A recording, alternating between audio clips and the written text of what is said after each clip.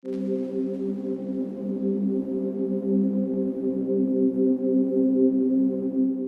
believe that's the single most important element that separates the quality of people's lives. We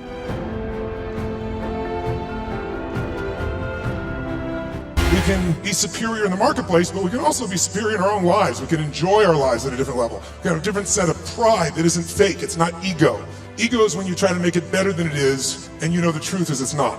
But when you really are in a position, when you're in a position where you own what you're about, and you know what you're here to deliver, and you deliver it on a significant scale, then you have an opportunity to really experience not only success, but fulfillment. The meaning we associate to things controls our entire lives.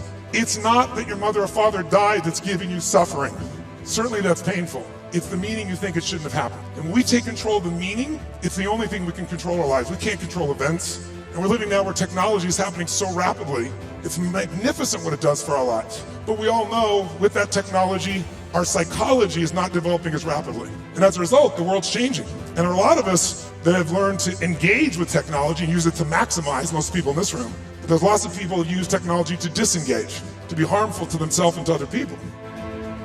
And in order to get ourselves to make decisions, many of you, how many have had decisions you needed to make for a very long time, and you kept promising yourself you make the decision, take action, but you just didn't do it? Who's done this before? Say I as well. There's a moment when your life changes. There's a moment when your business changes. There's a moment when Mark was talking to me and he came to my third seminar. I'll never forget him, and he talks about how big he is. He's standing in the front row. It's his third one in a row. He's hard to miss. And he comes up and he gets in my face. He goes, I want you to remember me. I've made a decision today. I'm working with this company called Oracle, and I'm leaving. I'm going to start this new company called Salesforce.com. You kicked me over the edge, third time through. And he said, we're going to do $100 million a year, and we're going to change business around the world. Next year, they're going to hit 10 billion, which he and I talked about in Fiji about 4 years ago. Decisions are what created this juggernaut that we see and that we all love, this community called Salesforce. And this environment is so unique. And I came by today to see if you might want to make a couple of decisions.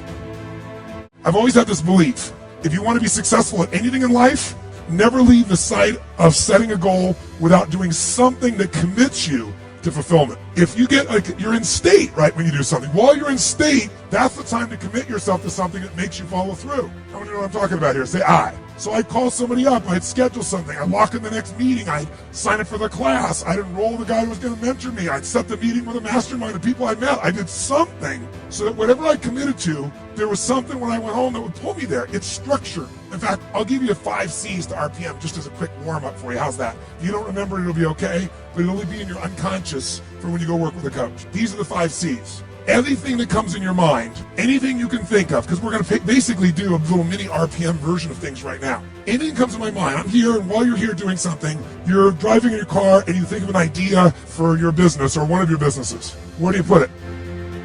They never push themselves beyond what they can handle, right? You're used to greens or blues, and you find yourself on a double black, and what happens? Everything inside you freaks out because you're past what I call the threshold of control, your comfort zone. And you look down and you go, I could die doing this. So now you have 2 choices. Either most people slam themselves on the ground, hang on for dear life, and try not to skid off the cliff, and at best what you do is survive, or a few people let go of their fear, no matter how scary it is, and goes, I gotta go down this thing, and there's no other choice, and they focus on where they want to go instead of what they're afraid of. And they find a way to carve. And once you carve a few of them, I think the drive is the biggest mistake I think businesses make is many businesses are started by people that you built the product you love. You need to fall in love with a client who's going to do well with you even when the economy goes to hell. Think about it, Starbucks. I was sitting across from Howard Schultz and had a great conversation and said, what is he most proud of? And he said, he used to say starting Starbucks. Then he said, now it's surviving 2008. So you need an irresistible offer for the client who is ideal for you. And you want to fall in love with a client. Don't fall in love with your product or service because those need to change.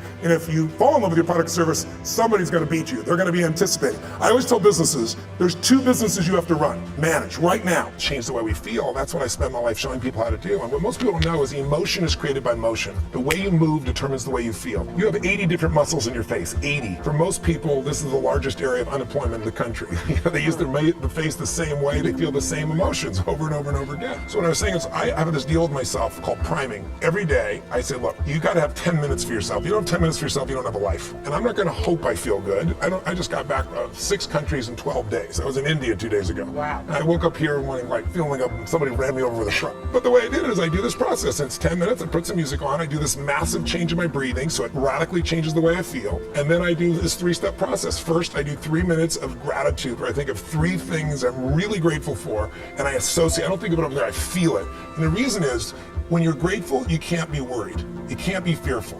When you're grateful, you can't be angry. And anger and fear are what screw people up most in their relationships, in their life, in their business. So I wire myself. I was saying to you that most people want to be happy, but their habit is to be worried or pissed off or frustrated or stressed. And so they've got a highway to stress and they got a dirt road to happiness. So I wire myself. I've got a highway to gratitude, which changes all your emotions. I think it's really critical that you understand that everybody wants to grow their business, and we all go through different phases, right? Just like human beings go through phases. You give birth to your business and you're an infant, and an infant is a run for survival, and cash flow problems are a natural process in most cases, and you're running. Hopefully you get to a teenager where now cash flow is not a problem, you're growing like crazy, and then you have a new problem. You don't have systems in place. Where you're growing your business revenues and you're growing your profits and you got a professional organization, you're not doing it. Because as long as you're doing it, really you don't have a business. What you have is you're self-employed. There's nothing wrong with being self-employed. But whenever you meet someone who's in business is stressed, they're always a business operator. And my focus is to become a business owner. How do you do that? You realize that the chokehold in the growth of your business is always the leader. And it's your skills and it's your psychology. And I found it's 80% psychology and 20% skills. You gotta have the marketing skills. You gotta be able to lead. You gotta be able to recruit. You gotta do all those things. But really, most importantly, you gotta get it through what I call the threshold of control. And this, to me, is the secret to really succeeding in business. And it's pretty simplistic. If your motive is to serve something greater, there is an energy that comes up inside of you. So I feed 2 million people a year because somebody fed my family when I was 11 years old, and now this year we're feeding 4 million. I want to do more in that area. And every business I'm in, that drive just doesn't go away. Well, it's interesting, since 2008, you've seen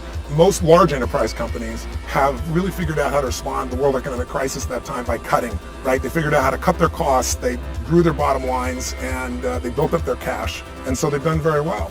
But that was 5 years ago, and it's getting hard to keep cutting.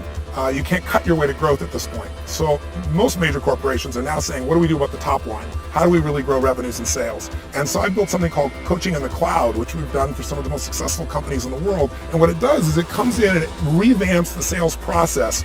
But the challenge is they've lost some of the disciplines that maximize the process. So we also, though, are showing people how to maximize technology. So I have a patent pending process in a company that's working with everybody from General Electric to Reuters. It's called Knowledge Now. And it allows you to take the knowledge you need. Instead of learning the old style, we got great technology and an old way of learning. You get to learn in the application, like Salesforce.com. While you're there, you're able to get the answers you need when you're working on clients right now. Not go to some class where you're going to forget 90% of it, but do it right now. We found it to be really, really impactful. I didn't just take new people and train them mentally to bring it closer. The first time I had people shooting a gun, they practiced everything perfectly, just like the best guys in the world. When I saw everybody losing, tons of people losing their homes, losing half of their net worth overnight, it wasn't like a statistic to me because I grew up really poor. I know what that feels like. And I thought somebody's going to do something. And when 2010, 2 years later, nothing had changed, and the same people that basically destroyed the financial system, we punished them by putting them in charge of the recovery and giving them all our money. It was just mind-boggling. There's a great documentary, if your audience hasn't seen it, that won an Academy Award called Inside Job. But there's no solution, so you're either pissed off or you're depressed because, what are you going to do? I got pissed off and said, I have one thing, I have access.